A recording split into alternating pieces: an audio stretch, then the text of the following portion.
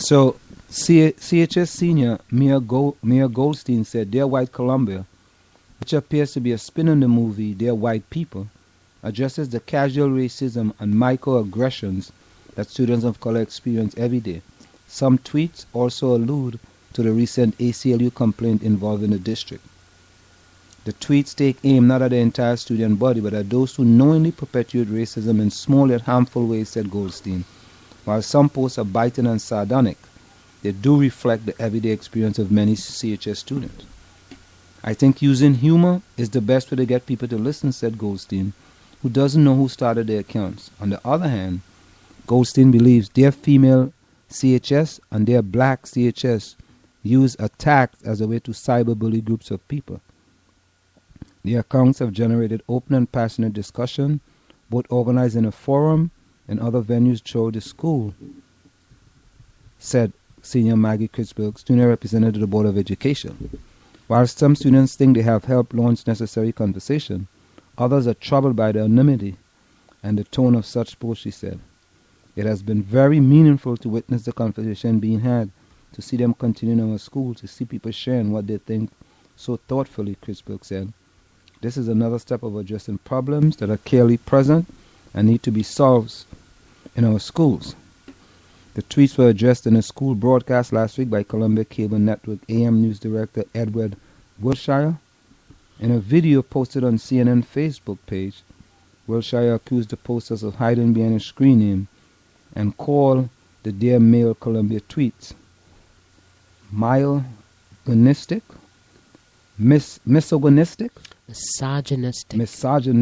misogynistic, my mistake on your error. That's and deliberately inflammatory. Misogynistic, women-hating. At least one male freshman agreed with him. In particular, I didn't like when on their male CHS account, the poster stated there was no such thing as reverse sexism. That's simply not true. Just a guy can be sexist to girls by insulting them in some way. A girl can be equally sexist to a guy. Well, I recognize that the students in this community are highly aware of themselves. Oh, yeah. Yeah. Unlike other communities I've been in. They're very intelligent. Yeah. You know, I mean, if you've ever been to a Columbia High School open school night and you see all the programs and all the clubs, you know, the environmentalists, the feminists, the business-minded, I mean, just so many different ways to express yourself. So, I mean, none of that surprised me. And for them to find a way to tweet out their concerns and use social media as a means to organize themselves, if that, or at least to express themselves, is commendable. It just goes to show you how sophisticated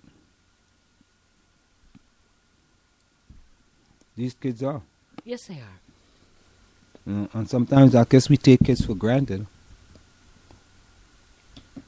You know, for them to come up with Dear White Columbia, it's really creative.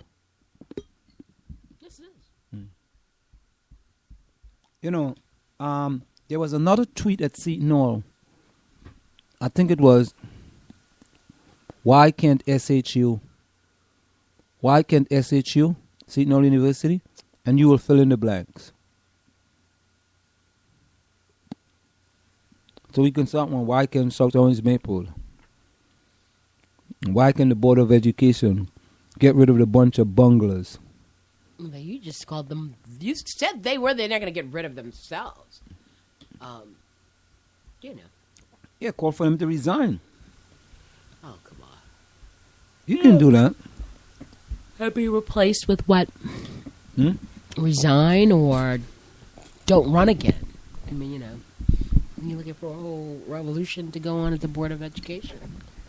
Good luck with that. You think you're ever going to run for the Board of Education? I don't know, Anselm. The future is uncertain. I'm trying to pull up here. What else is in local news? What's going on in MapleWoodian.com? Well, I've just scrolled.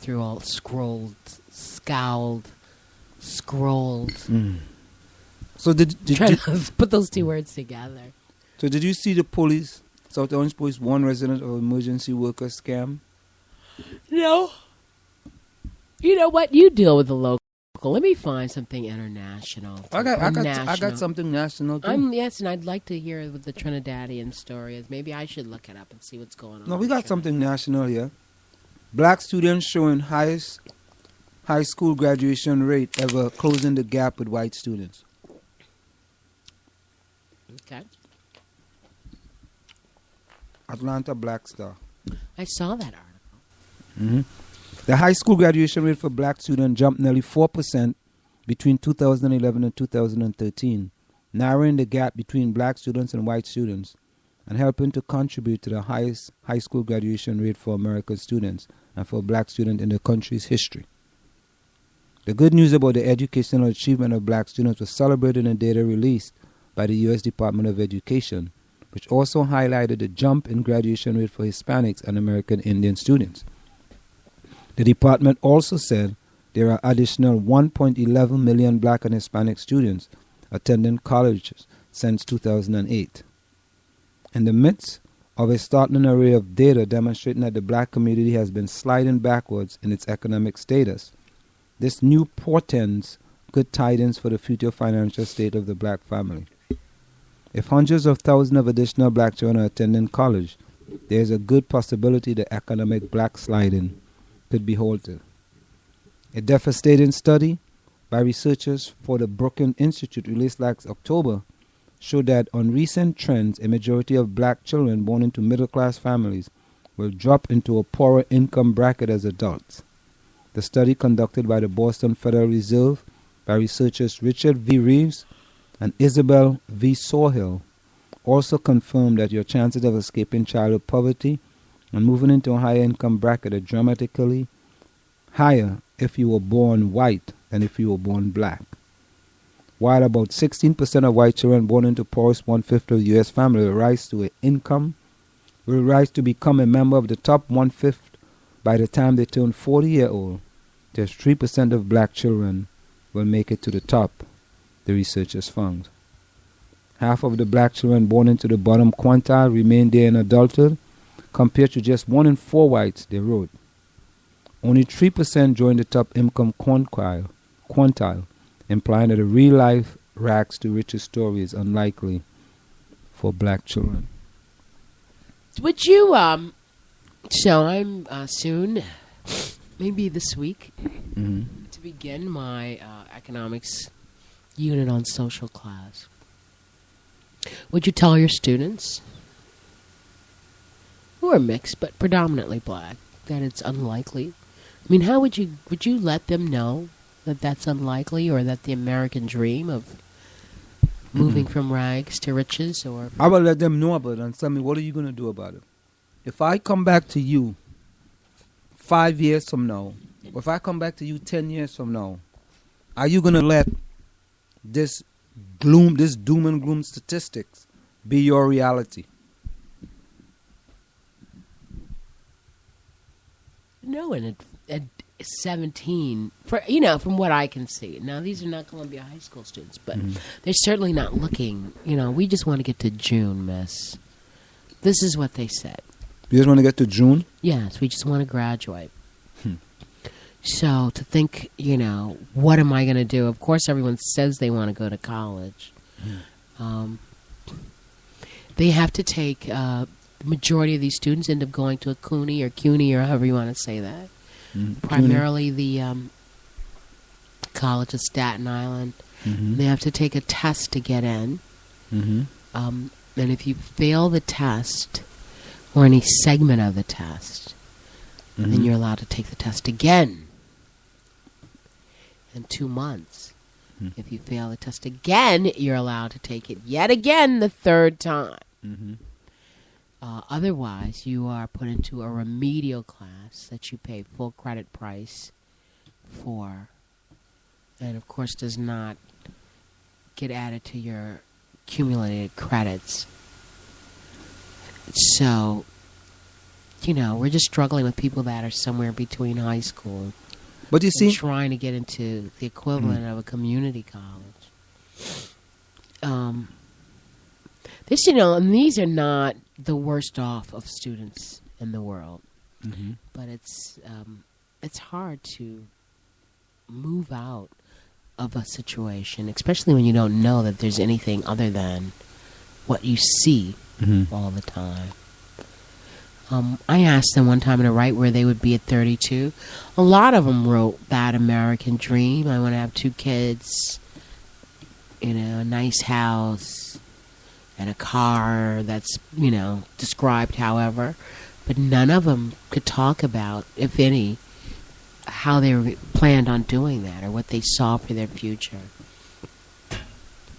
So, you know, the question is, how do we get students or our youth to see forward, further ahead in the future than they are right now?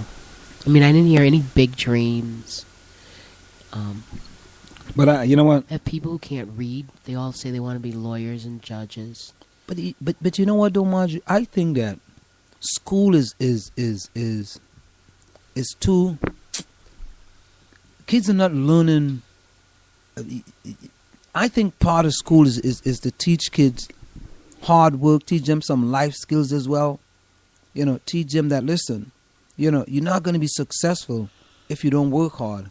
I think school is too academically rigid.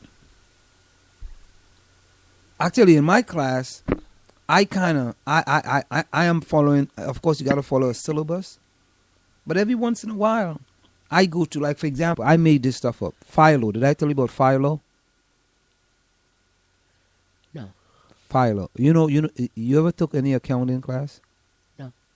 FIFO is first in, first out. Okay. That's part of when you're a company. You know, the first set of products in is the first only ones out. I tell them, when you go work for a company, don't be FIFO, be Philo. First in, last out. It's not like you teachers. You know, you get in, first in, and you want to get out there as soon as possible. What do you mean, get out? Get to work. What do you mean? As far as students, or you think the adults? Yeah, if you're going to go out into the business world and work, and you're going to work for a company and they tell you work 9 to 5, don't be rigid to the 9 to 5. Because once they put you in that bubble of being a person who is only working 9 to 5, you know, you have a negative perception. But if you work in 9 to 5, but you for the first month you leave at 6 o'clock, right? They kind of have a different perception of you. And now the boss may come and say to you at 5:30, "Oh, John, you know, you don't have to stay any longer. You can leave." Rather than when you first start to leave it at 5. I understand. So that's part of things. That's part of the things that can really help you out into the business world. As a young person going out in the business world, very rarely are people going to tell you, you know, there's a perception out there. Even though they tell you you're working 9 to 5, you know, they don't want to see you coming in 8:55 and leaving at 4:59. They don't want to see that. No, you know? Because they'd like to squeeze every nickel out of you, if not, and add something. Well, you don't even worry about them squeezing nickel out of you. But what about those corporations or companies that, you know, you can't do overtime? Please get out. Don't try to stay any longer. Especially if you are a waged working person. You know, you punch in and you punch out. And they don't want you to punch in late, and they don't want you to punch out late. So, I think you're thinking about that's salary. That's a sweatshop.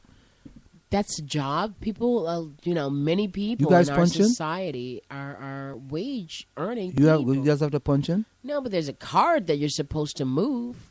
What do you mean? The card is there, and you move it from one slot into the other. There's no punching of it. Oh, really? Yeah. They use that as a method of... let me tell you something. You know what they used to do? They use that as a method of knowing whether you're there. So you come in, and you see your card, and it's got a little blue slip on it, and it's telling you got to go cover somebody who's absent that day. Let me tell you. Yeah, go ahead. You know what they used to do? On Wall Street, they used to do this. See your ID card, right? You used to swipe your ID card to get into the building. But you know what that ID card used to do? What do you think that ID card used to do?